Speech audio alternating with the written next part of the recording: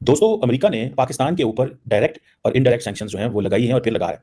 America ने पाकिस्तान के ऊपर जो एक पाकिस्तान का जो बैलिस्टिक मिसाइल प्रोग्राम है, उसके जो सप्लायर्स हैं, उसके ऊपर सैंक्शंस लगा दिए हैं। इसका मतलब है कि भारत जो है it has a clear clear advantage over Pakistan. अब ये जो सैंक्शंस लगी हैं ये बेसिकली जो बैलिस्टिक मिसाइल प्रोग्राम के जो सप्लायर हैं उनके हवाले से। अब अमेरिकी स्टेट डिपार्टमेंट ने कहा है कि 3 चाइनीज़ कंपनी है और एक जो है वो बेलारूस की कंपनी है, जो पाकिस्तान को लॉन्ग रेंज मिसाइल प्रोग्राम में हेल्प कर रहे हैं। अब अमेरिका क्या कहता है इसके ऊपर, अगर आप इसको थोड़ा स्टडी करें, वो कहते हैं this is not sanctions to punish, these are the sanctions for a positive change in behaviour. अब ये मुझे समझ नहीं आई ये क्या मतलब है कि ये सैंक्शंस नहीं है, ये आपके लिए पॉजिटिव चेंज बिहेवियर आपका है। मतलब ये क्या बात हुई? सैंक्शन सैंक्शंस होती हैं, उसमें क्या मतलब आपको जो है वो पॉजिटिव चेंज इसमें क्या आएगी? सीधी सी बात है कि American don't want Pakistan shall have a missile program, और वो चाइना से ना हो और बेलारूस से ना हो। ये अमेरिका के ओपोनेंट्स हैं। इंडिया को तो S-400 के लिए कोई सैंक्शंस का सामना नहीं है। ठीक है। अब इसका मतलब क्या है? इसका मतलब ये है कि either all the developing countries including Pakistan they should go for the means, ठीक है जी, व्हिच शुड बी क्लैंडस्टाइन। यही बात हुई ना। आप फॉर एग्जांपल इसमें देखें, जो डिपार्टमेंट ऑफ स्टेट की जो सैंक्शनिंग अथॉरिटी है, एक ये एग्जीक्यूटिव ऑर्डर है, इसका नाम है 13382, जो वो कहते हैं जी कि हम proliferators of weapons of mass destruction और उनके जो मींस ऑफ डिलीवरी हैं उसके हवाले से हमने आपको ये सैंक्शंस किए हैं। और ये मिसाइल जिसे वो कहते हैं ना प्रोग्राम ताकि कामयाब ना हो। अब जो बेलारूस की एक मिन्स्क व्हील ट्रैक्टर प्लांट है, ये सप्लाई करता है स्पेशल व्हीकल चेसिस पाकिस्तान की जो long range ballistic missile program को। और ये जो ऐसी चेसिस हैं, ये लॉन्च यूज की जाती हैं to launch support equipment for ballistic missile और पाकिस्तान के जो नेशनल डेवलपमेंट कॉम्प्लेक्स है, ठीक है जी, उसके बाद। सो ये जो चीजें हैं, और इसका मतलब ये है कि ये अंडर वो जो उसका मिसाइल टेक्नोलॉजी कंट्रोल रेजिम की जो कैटेगरी है उसके नीचे आता है। सो इंडिया एमटीसीआर का मेंबर है, I think, if I am not wrong, but Pakistan नहीं है। इंडिया एमटीसीआर का मेंबर, इंडिया आई थिंक सिर्फ न्यूक्लियर सप्लायर ग्रुप कर रही है, बाकी तो वेसेंजर अरेंजमेंट आई थिंक उसे कहते हैं, ऑस्ट्रेलिया ग्रुप है। 3 ये बड़े जो ग्रुप हैं, जहां से आप सारी की सारी जो प्रोलिफरेशन होती है उसको देखें। यही बात है ना कि big nations don't let you to be member in the MTCR और other places, but if you become member, आपके से दोस्ती अच्छी है, आप सब कुछ लें, आपकी दोस्ती नहीं है, कुछ भी नहीं ले सकते। इस तरह पीपल्स रिपब्लिक ऑफ चाइना की एक कंपनी है, Xian Longde technology development company, वो भी पाकिस्तान को मिसाइल रिलेटेड इक्विपमेंट, जिसमें फिलामेंट वाइंडिंग मशीन है जो कि पाकिस्तान की long range ballistic missile program के लिए है, वो ये जो फिलामेंट वाइंडिंग मशीन हैं, ये रॉकेट मोटर के इस्तेमाल की जा सकती हैं। अब देखें, एक तरफ हम अमेरिका के दोस्त हैं, दूसरी तरफ सैंक्शंस हैं, ठीक है जी। अब ये जो सैंक्शंस हैं, जो लोग और जो प्रॉपर्टीज हैं, ठीक है जी, ये उनके खिलाफ। अच्छा, पाकिस्तान को कुछ नहीं कहना, लेकिन जो पाकिस्तान के इर्द गिर्द लोग सप्लायर हैं उनको रोक देना है। अब वो कहते हैं ये हमारी कोई पाकिस्तान से कोई प्रॉब्लम नहीं है, ठीक है जी।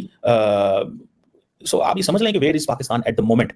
देखिए, अमेरिका और पाकिस्तान के बारे में कहा जाता है most allied ally and most sanction ally and most trusted ally. जब ट्रस्ट होता है तो तब भी पीक पे होता है, जब अलायंस की बारी आती है तब अमेरिका का दिल करता है तो तब भी पीक पे होता है, जब सैंक्शंस होनी है तो तब भी पीक पे होती है। मतलब हमारी जो रिलेशनशिप है अमेरिका के साथ, वो कहा जाता है कि this is all about it's always hanging by a single thread, any time, कई टाइम किसी टाइम थ्रेड एक साथ है, ठीक है। आपने अगर आप इसकी थोड़ी सी हिस्ट्री में चले जाएं तो 3 दफा अमेरिका और पाकिस्तान के जो ताल्लुकात है ना, उसमें डिस्कनेक्ट आया और बड़ा तगड़ा डिस्कनेक्ट आया।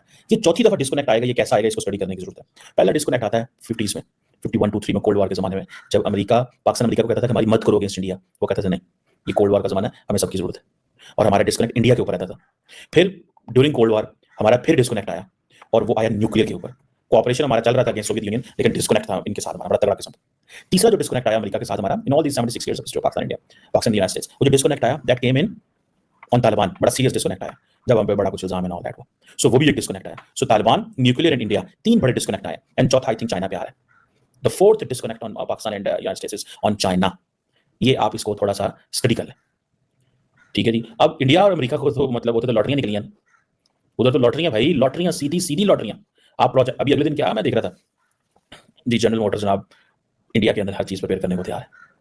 जनरल मोटर जो है 2005 से, ये जो जब बुश एडमिनिस्ट्रेशन थी तो इस वक्त बना था new framework for the India US defence relationship, तब से लेके हमेशा के तब से लेके चीजें इंडिया के हक में जा रही हैं, तब से लेके मुसलसल हक में जा रही हैं, ठीक है ना जनाब। और ये कहा जा रहा है इंडिया और यूएस का रिलेशनशिप, हर चीज दरवाजे खुले हैं। ये पाकिस्तान की पॉलिटिकल क्लास को फैसला करना है। दुनिया आपको इस वक्त प्रो चाइना देख रही है, हमने क्या कर रहे हैं। आप देखिए, 2 चीजें हैं, पैसे पास नहीं है, पैसे पास नहीं है। जब पैसे पास नहीं होते तो फिर क्या होता है? जब पैसे पास नहीं होते तो फिर क्या होता है? फिर ये होता है कि आप वकील वाले ने पल्ले नहीं तेला के कर दी मेला मेला, हमारे पास पैसा कोई नहीं है, हमें कोई चीज देते ही नहीं। इंडियंस के पास पैसे हैं, वो हर चीज लिए जा रहे हैं। अमेरिकन को कहना पड़ रहा है this is transformational moment in the India US defence partnership. 2 वजूहात पे, अगर इंडिया के पास पैसे ना भी होते तो तभी इंडिया को उन्होंने इंडिया से अच्छा ताल्लुक रखना था, ठीक है, अगर ना भी पैसे होते, बिकॉज उनको समझ आ गई है ना कि we want good ties with India, हमें चाहिए इंडिया, ठीक है जी। ये अब उसको ट्रांसफॉर्मेशन कहते हैं, कभी कुछ कहते हैं कभी कुछ कहते हैं, ठीक है जी। अभी वो आना था, उन्होंने क्या नाम है उनका जो है यार सेक्रेटरी नेशनल सिक्योरिटी एडवाइजर नहीं आना था, वो नहीं आ सके, वो समझते हैं कि वो शायद मिडिल ईस्ट में मसूब है ना ऑल दिस।